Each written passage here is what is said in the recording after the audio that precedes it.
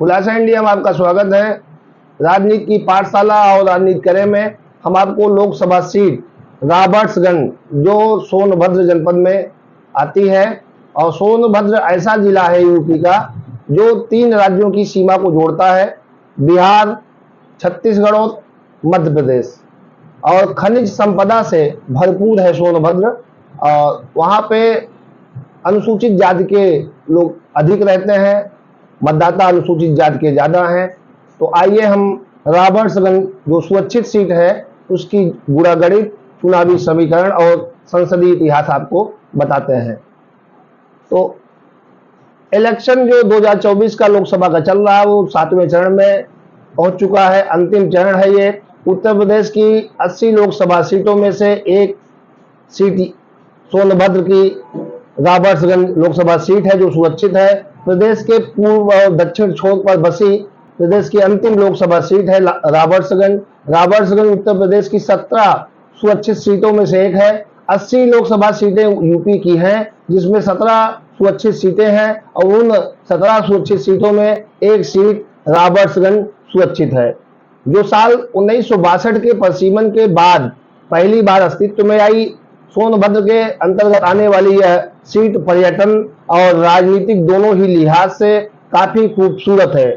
इस जिले में रिहंद डैम, ओबरा जलताप विद्युत गृह, ज्वाला देवी शक्तिपीठ समेत कई खूबसूरत जगहें हैं। साथ ही मशहूर महारानी चंद्रकांता का नौगढ़ और विजयगढ़ का किला भी इसी जिले के अंतर्गत आता है। हम आपको रॉबर्ट्सगंज सुरक्षित सीट का संसदीय इतिहास बताते हैं। सोनभद्र हमने आपको पहले ही बताया कि बिहार, छत्तीसगढ़ एवं मध्य प्रदेश और झारखंड यानी 4 राज्य की सीमा को जोड़ता है, लगा हुआ है सोनभद्र, और अपनी रणनीतिक स्थिति के बावजूद विकास की चुनौतियों का सामना कर रहा है। सीमित अवसरों के कारण आदिवासी समुदाय मुख्य रूप से श्रमिक प्रवास में संलग्न है। विंध्य और कैमूर पहाड़ियों में बसा यह क्षेत्र प्रचुर मात्रा में खनिज भंडार समेटे हुए है।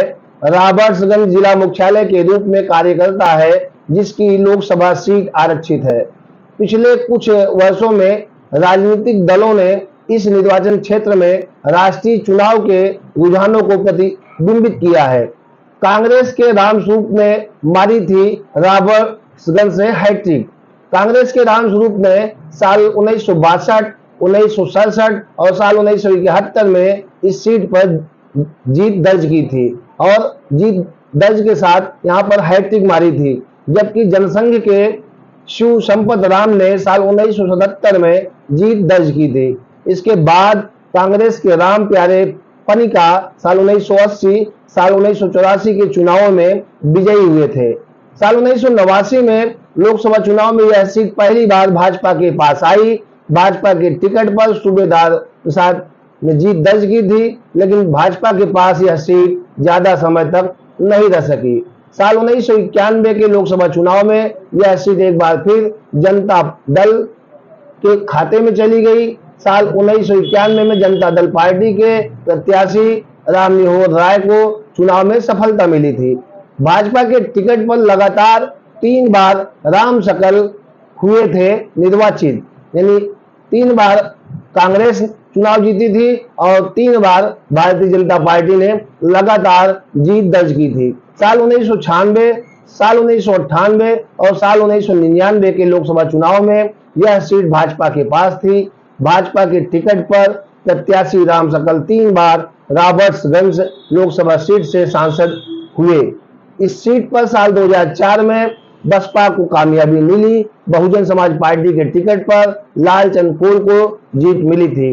वहीं साल 2009 के लोकसभा चुनाव में इस सीट का इतिहास एक बार फिर बदला, और पहली बार समाजवादी पार्टी ने अपना परचम लहराया और खाता खोला। समाजवादी पार्टी यानी सपा के टिकट पर पकौड़ी लाल ने पहली बार चुनाव जीता, लेकिन साल 2014 में मोदी लाल के दौरान इस सीट का समीकरण बदला और भाजपा के प्रत्याशी छोटे लाल खरवार चुनाव में जीत मिली। मोदी लाल में रॉबर्ट्सगंज का भी समीकरण बदला, और 2019 में भी भारतीय जनता पार्टी और उसकी सहयोगी दल अपना दल एस यहां से चुनाव जीती। लोकसभा चुनाव में भाजपा और अपना दल एस ने गठबंधन किया। चूंकि अपना दल एस का गठबंधन प्रतापगढ़ लोकसभा सीट 39 और मिर्जापुर 2 सीटों पर हुआ था, जब उनकी माता किरणा पटेल और बहन पल्लवी पटेल साथ में थी। 2017 के पहले विधानसभा चुनाव यूपी में जो हुए थे, उसके पहले मां बेटी में लड़ाई हुई, झगड़े हुए, उसके बाद अपना दल फ्रीज हो गया।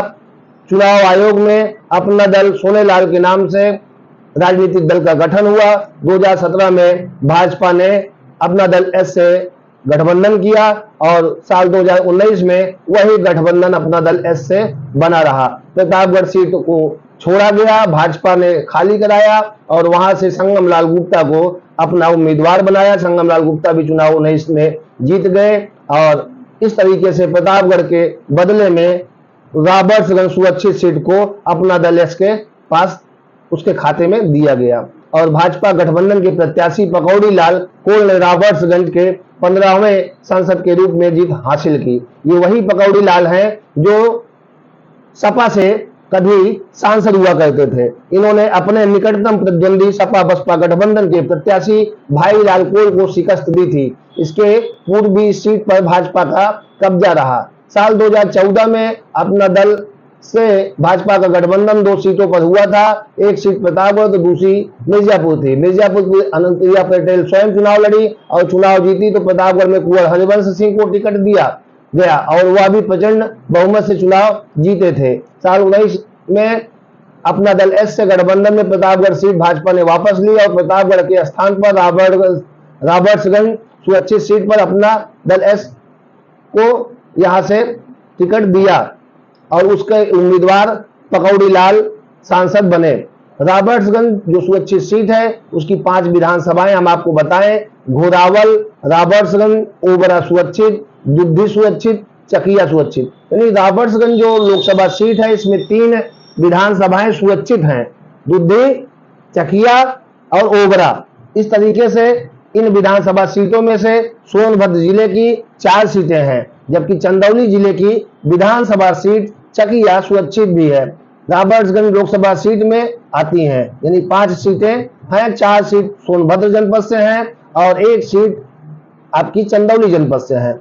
अब आपको हम बताएंगे साल 2022 में जो विधानसभा चुनाव उत्तर प्रदेश का हुआ, उसमें रॉबर्ट्सगंज लोकसभा की सभी सीटों पर भाजपा ने जीत दर्ज की, अपना परचम लहराया था। इससे पहले साल 2017 के चुनाव में विधानसभा के यही हाल था। सभी सीटों पर भारतीय जनता पार्टी ने चुनाव जीते थे। तब यहाँ की 4 सीटों पर बीजेपी ने कब्जा किया था, तो वहीं गुड्डी सीट पर अपना दल सोनेलाल ने परचम लहराया था। इस तरह से रॉबर्ट्सगंज लोकसभा की सभी सीटें भाजपा के नेतृत्व वाली एनडीए गठबंधन के खाते में गई थी। अब लोकसभा रॉबर्ट्सगंज जो मतदाता हैं, इन पे चर्चा कर लेंगे। कुल रॉबर्ट्सगंज सुरक्षित सीट पर कुल कितने मतदाता हैं? 17,23,538 मतदाता हैं, जिनमें पुरुष मतदाताओं की संख्या 7,95,065 है, जबकि महिला वोटर 9,28,430 है। वहीं ट्रांसजेंडर वोटरों की संख्या 43 है। 2004 लोकसभा चुनाव के नतीजों पर एक नजर हम डालते हैं। 2004 के लोकसभा चुनाव में बसपा के लालचंद कोल यहां से चुनाव जीतकर संसद पहुंचे थे। लालचंद को कुल 1,89,521 वोट मिले थे। दूसरे नंबर पर सपा के पकौड़ी लाल रहे। पकौड़ी लाल को 1,79,159 वोट मिले थे और तीसरे नंबर पर बीजेपी के राम सकल रहे। राम सकल कुल 1,67,211 वोट मिले थे।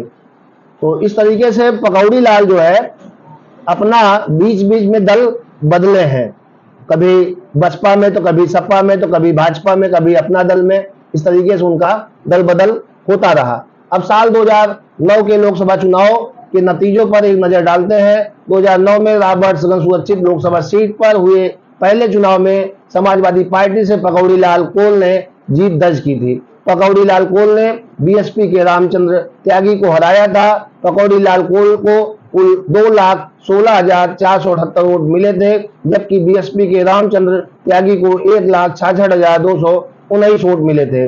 वहीं तीसरे नंबर पर बीजेपी के राम सकल थे। राम सकल को 1,04,411 वोट मिले थे। राम सकल लगातार चुनाव रॉबर्ट्सगंज से लड़ते रहे और चुनाव जीते भी और चुनाव हारे भी। अब आपको हम 2014 लोकसभा सीट के नतीजों पर ले चलते हैं। रॉबर्ट्सगंज सुरक्षित सीट पर साल 2014 में हुए लोकसभा चुनाव पर नजर डालें तो इस सीट पर बीजेपी के छोटे लाल चुनाव जीते थे। उन्होंने बसपा के शारदा प्रसाद को 1,90,486 वोटों से हराया था। छोटे लाल को कुल 3,78,211 वोट मिले थे, जबकि बसपा के शारदा प्रसाद को 1,87,725 वोट मिले थे। वहीं तीसरे नंबर पर सपा उम्मीदवार पकौड़ी लाल कुल 1,55,966 वोट पाकर अपना संतोष किए थे। तो 2014 तक का हम आपको ये परिणाम बताए। अब हम आपको 2019 का परिणाम बताते हैं। रॉबर्ट्सगंज सुरक्षित सीट पर साल 2019 में हुए पिछले लोकसभा चुनाव पर नजर डालें तो इस सीट पर अपना दल सोनेलाल के उम्मीदवार के रूप में पकौड़ी लाल कोल चुनावी मैदान में आए। समाजवादी पार्टी को उन्होंने छोड़ दिया और इस बार 2019 के चुनाव में भाजपा और अपना दल एस के संयुक्त उम्मीदवार हुए। पकौड़ी लाल कोल को 4,47,914 वोट मिले थे और चुनाव जीते थे। उन्होंने सपा के भाई लाल कोल को 54,336 वोटों के अंतर से हराया था। दूसरे नंबर पर रहे भाई लाल कोल को 3,93,578 वोट मिले थे। यहाँ तीसरे स्थान पर बसपा के भगवती प्रसाद चौधरी रहे, जिनके खाते में केवल 35,269 वोट ही आए थे। रॉबर्ट्सगंज जो सुरक्षित सीट है, अब यहाँ पर हम जातीय समीकरण की चर्चा कर लें। तकरीबन 35% अनुसूचित जनजाति की कोल, गौड़, खरवार, चेरो, बैगा, पनिका, अगरिया, पहरिया आदि जातियों के अलावा रॉबर्ट्सगंज सीट पर वंचित समाज का दबदबा है। कुर्मी, पटेल, निषाद, मल्लाह, अहीर, यादव, कुशवाहा, विश्वकर्मा आदि अन्य पिछड़े वर्ग की जातियों का भी ठीक ठाक प्रभाव है। 6% के लगभग ब्राह्मण और इसी के आसपास राजपूत और मुस्लिम समाज की आबादी भी मानी जाती है। रॉबर्ट्सगंज सुरक्षित पर अपना दल एस और सपा उम्मीदवार के बीच टक्कर 2024 के लोकसभा चुनाव में दिखाई पड़ रही है। एक दशक पहले भाजपा से सांसद चुने गए छोटे लाल खरबार रॉबर्ट्सगंज लोकसभा सीट से अब सपा के सिंबल से चुनावी मैदान में हैं।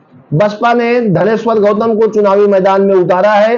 पूर्व में सपा से सांसद रहे पकौड़ी लाल कोल ने 2019 में अपना दल एस से जीत दर्ज की थी। सांसद पकौड़ी लाल कोल के विवादित बोल से खास तौर से सवर्णों में नाराजगी को देखते हुए अपना दल एस ने अब की बार उन्हें टिकट न देते हुए मिर्जापुर की 96 विधानसभा सीट से उनकी बहू रिंकी कोल को चुनाव में अपना दल एस ने उतारा है, जिन्हें भाजपा का भी समर्थन प्राप्त है। लोकसभा चुनाव 2024 के चुनाव में भाजपा और अपना दल एस की संयुक्त उम्मीदवार रिंकी कोल और सपा उम्मीदवार पूर्व सांसद छोटे लाल खरबार के बीच मुख्य मुकाबला देखने को मिल रहा है। रॉबर्ट्सगंज सीट पर कमल न होने से सपा कांग्रेस गठबंधन को अपनी जीत की राह आसान दिख रही है, लेकिन जिस तरह से रविवार को मिर्जापुर की चुनावी जनसभा में प्रधानमंत्री नरेंद्र मोदी ने कप प्लेट से अपना नाता जोड़ा, अब सपा की चुनौती बढ़ती दिख रही है। पावर कैपिटल ऑफ इंडिया माने जाने वाले रॉबर्ट्सगंज लोकसभा सीट के चुनावी परिदृश्य पर पेश है। मध्य प्रदेश से लेकर बिहार, झारखंड, छत्तीसगढ़ की सीमाओं से लगने वाले सोनभद्र जिले में उत्तर प्रदेश की आखिरी लोकसभा सीट रॉबर्ट्सगंज है। अनुसूचित जाति, जनजाति, आदिवासी बहुल 75% वन व पहाड़ वाले संसदीय क्षेत्र के चुनाव में न कमल है और न हाथ का पंजा है। मुख्य लड़ाई सपा की साइकिल और अपना दल एस के कप प्लेट के बीच ही है। कमल न होने से सपा कांग्रेस गठबंधन को अपनी जीत की राह आसान दिख रही है, लेकिन जिस तरह से रविवार को मिर्जापुर की चुनावी जनसभा में प्रधानमंत्री ने कप प्लेट से अपना नाता जोड़ते हुए सिर्फ एमपी ही नहीं पीएम चुनने की बात कही, उससे अब सपा की चुनौती बढ़ती दिख रही है। अनुसूचित जाति के लिए रिजर्व रॉबर्ट्सगंज संसदीय सीट का अधिकतर हिस्सा सोनभद्र जिले में आता है। सोनभद्र उत्तर प्रदेश का एकमात्र ऐसा जिला है जिसकी सीमाएं 4 राज्यों बिहार, छत्तीसगढ़, एमपी और झारखंड से लगती है। यह क्षेत्र प्राकृतिक संसाधनों से भरपूर है। यहाँ पर 1 जून को मतदान होना है। 4 जून का परिणाम सभी के साथ यहाँ का भी आएगा। तो यहाँ के मतदाताओं से खुलासा इंडिया की अपील है कि 1 जून को सबसे पहले मतदान करेंगे, उसके बाद घर आकर जलपान करेंगे। चूंकि लोकतंत्र के महापर्व पर आपकी भागीदारी ही लोकतंत्र की मजबूती प्रदान करती है। बहुत बहुत धन्यवाद।